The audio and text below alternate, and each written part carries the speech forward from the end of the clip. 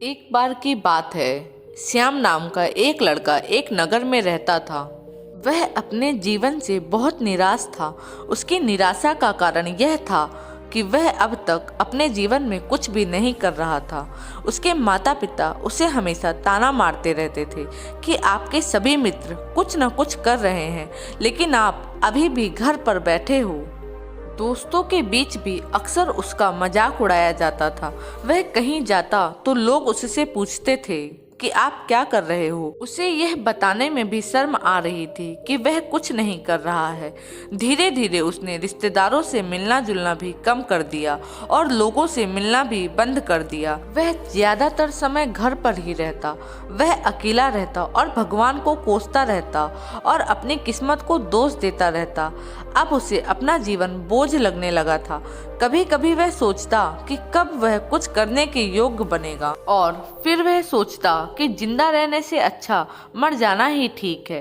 एक दिन वह अपने नगर की एक गली से गुजर रहा था कि एक गुरु दुख और परेशानियों पर उपदेश दे रहे हैं। वह भी इस भीड़ में सबसे पीछे बैठ गया और गुरु के प्रवचन सुनने लगा। गुरु कह रहे थे कि दुख एक शिक्षक की तरह है जो हमें जीवन की सच्चाई दिखाता है और हमें जीने का सही तरीका सिखाता है। आप चाहें तो जिंदगी जीना भी सीख सकते हैं। आप चाहें तो कुछ भी हासिल कर सकते हो, और अगर चाहें तो एक कोने में बैठकर रो सकते हो। इन सभी बातों को श्याम ध्यान से सुन रहा था, लेकिन उपदेश की यह बातें उसे पसंद नहीं आई। उसने खड़े होकर कहा कि कुछ भी सीखने से दुख दूर नहीं होता है, इसमें केवल दर्द होता है और दुख की पीड़ा अनंत है। ऐसा लगता है कि इसके बाद कुछ होने वाला नहीं है, इससे कुछ भी फर्क नहीं पड़ता है, इसके सामने तो मौत भी छोटी लगती है। तब गुरु ने कहा कि शिष्य, तुम्हारा दुख क्या है? श्याम ने उनके सामने अपनी सारी व्यथा सुनाई और गुरु से पूछा कि मेरे इन दुखों का कोई उपाय है आपके पास? ये सुनकर गुरु मुस्कुराए और बोले, तुम उस दिन मेरे पास आना जब आपके जीवन में कोई वास्तविक दुख आए। मैं आपकी समस्या का समाधान अवश्य करूंगा। यह कहकर गुरु वहां से चले गए। श्याम ने सोचा कि क्या ये मेरा दुख नहीं है तो क्या है? मैं जिस दर्द से गुजर रहा हूँ वो असली दुख नहीं है। क्या मेरा दुख कोई समझ नहीं पा रहा है? जब माँ बाप नहीं समझते तो भला गुरु क्या समझेंगे? उसे दुखों से व्यथित होकर श्याम ने एक फैसला लिया कि अब वह कुछ करेगा। श्याम ने एक छोटा सा व्यवसाय शुरू किया, पर उसे सफलता नहीं मिल रही थी, लेकिन उसके घर वाले खुश थे। वह कुछ कोशिश तो कर रहा है। वह अपने व्यवसाय में लगा रहा और धीरे धीरे उन्हें सफलता मिलने लगी। फिर उसने रफ्तार पकड़ी और केवल 3 साल के अंदर ही वह एक बड़ा बिजनेसमैन बन गया।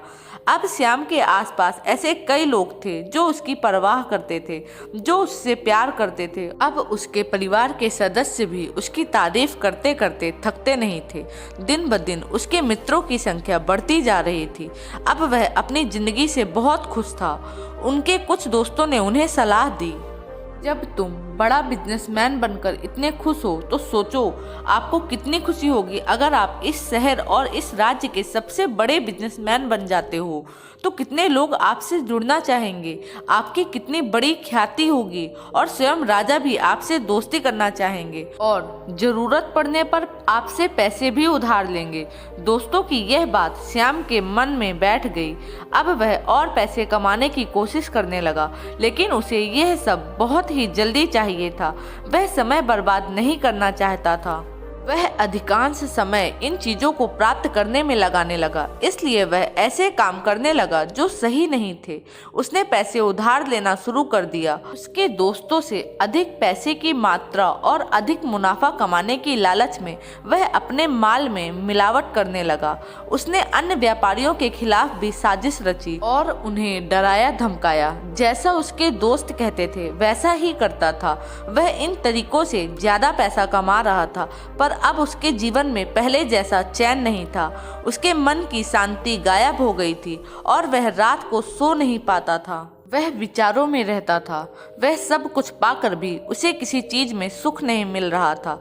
एक दिन श्याम अपनी गाड़ी से कहीं जा रहा था, तभी रास्ते में उसे गुरु का आश्रम दिखाई दिया। वह रुका और गुरु के पास जाकर बोला, गुरुजी, आपने मुझसे कहा था कि जब कभी जीवन में सच्चा दुख आए तो चले आना। अब मैं बहुत दुखी हूँ, मेरी नींद हराम हो गई है, मुझे कहीं भी शांति नहीं मिल रही है। इस प्रकार श्याम ने अपनी सारी समस्याएं गुरु को बताई। गुरु ने कहा, जब तुम पहली बार मुझसे मिलने आए थे तब भी तुम किसी दुख में थे।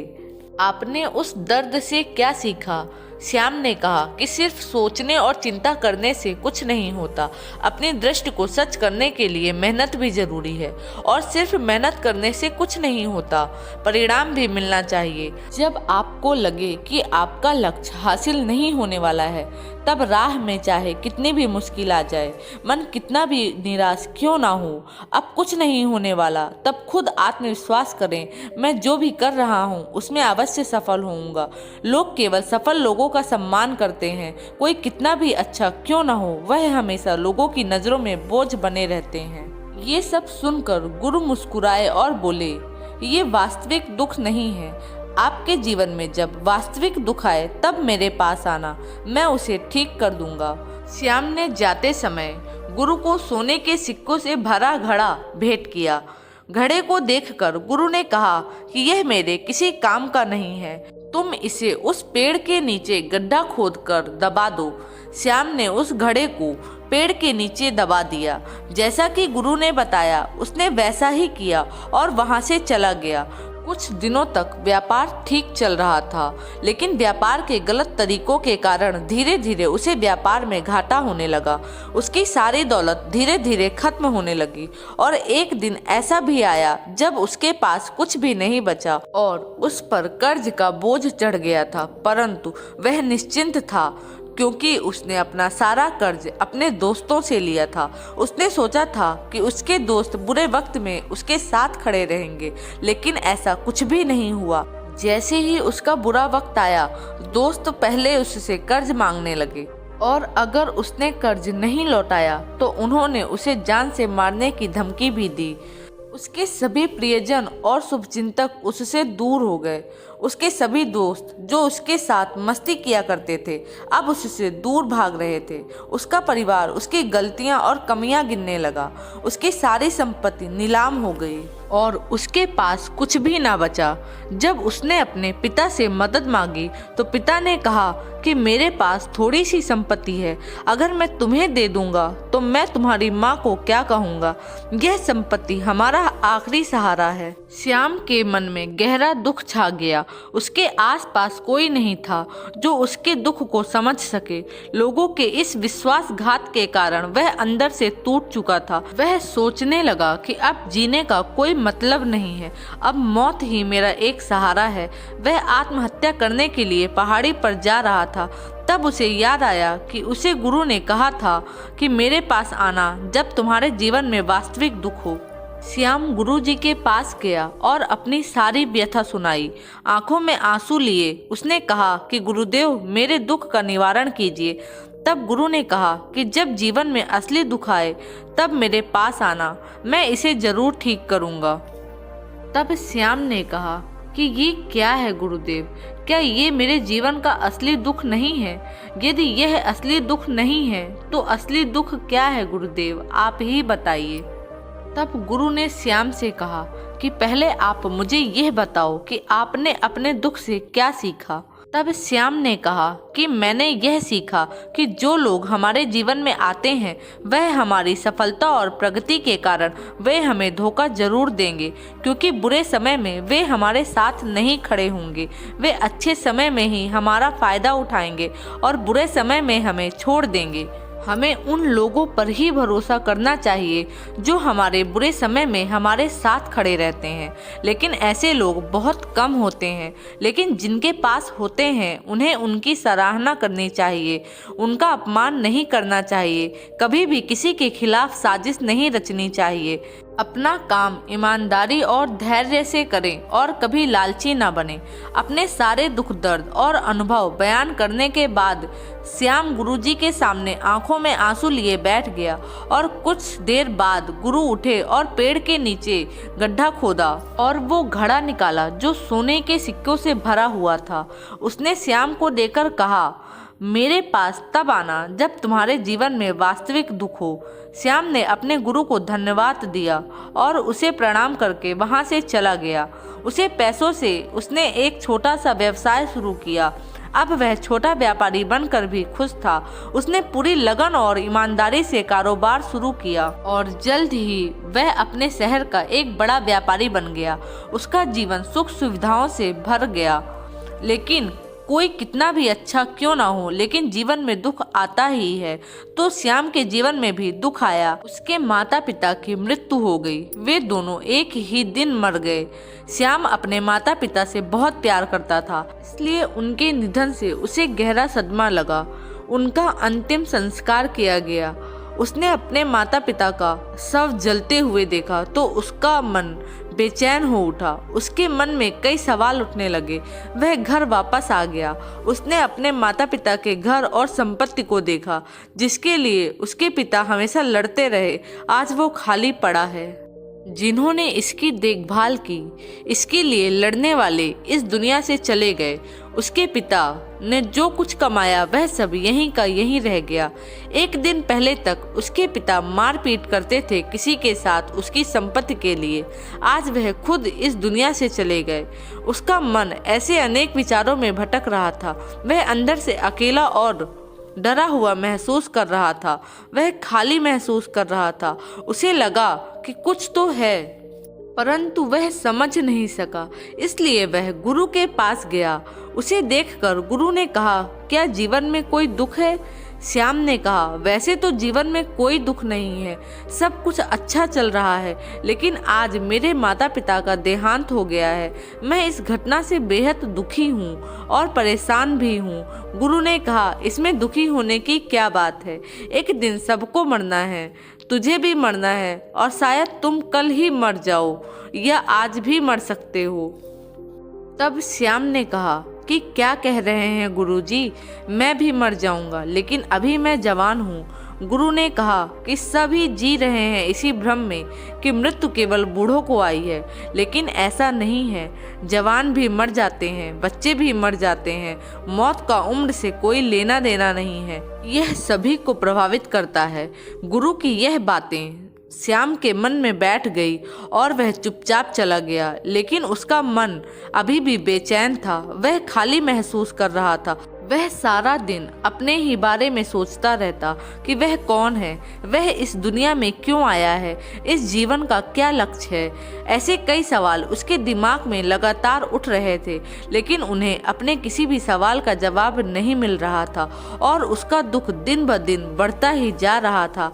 इसलिए कुछ दिन बाद वह फिर से गुरु के पास पहुंचा और बोला, हे गुरुवर, मैं बहुत दुखी हूँ क्योंकि मैं यह नहीं जान पा रहा हूँ कि मैं कौन हूँ और मैं इस दुनिया में क्यों आया हूँ। यह सुनकर गुरु मुस्कुराए। यह वास्तव में दुख कहलाने लायक है। हम नहीं जानते कि हम कौन हैं, हम क्यों आए हैं। श्याम ने अपने गुरु से कहा कि उसकी दुर्दशा दूर करें। गुरु ने कहा कि हम सभी इंसान हैं, जीवन भर संग्रह करते रहते हैं। श्याम ने कहा, कोई भी इंसान अपने साथ कुछ भी नहीं ले जा सकता, वह सिर्फ अकेला ही जाता है। मेरे माता पिता भी अपने साथ कुछ भी नहीं लेकर गए। धन संपत्ति वैभव सब कुछ यहाँ पर छोड़ गए। गुरु ने कहा, अब मेरी बात ध्यान से सुनो। इस संसार में हमें जो संग्रह करना चाहिए वह हम नहीं करते, बल्कि चीज हमारे सामने होती है लेकिन हम उन्हें देखने की कोशिश नहीं करते। हमें इस दुनिया में जो कुछ भी इकट्ठा करना है वह हम खुद हैं। हमें खुद को जुटाना होगा ताकि जब हम मरें तो हम एकजुट हो सकें और खुद को पहचानने में सक्षम होने के लिए हम अंदर बटे हुए हैं। हम प्यार, नफरत, गुस्सा, ईर्ष्या में बैठे हुए हैं। पहचान, धर्म, जाति, सैकड़ों हजारों ऐसी चीज़ों और इच्छाओं से हम विभाजित हैं और टुकड़ों में जीवन जी रहे हैं। इस विभाजन के कारण हमारी चेतना कभी एक नहीं हो सकती। हमारी चेतना व शक्ति बिखरी हुई है, इसलिए हमारे पास इतना समय नहीं है, इतनी ऊर्जा नहीं है कि हम मुड़ सकते हैं और अपने भीतर देख सकते हैं। वास्तव में लोग धन, सम्मान और सुविधाओं के अभाव को लोग दुख समझते हैं और जीवन भर के लिए इसे दुख का कारण कहकर रोते रहते हैं और समाधान खोजने का प्रयास करते रहते हैं।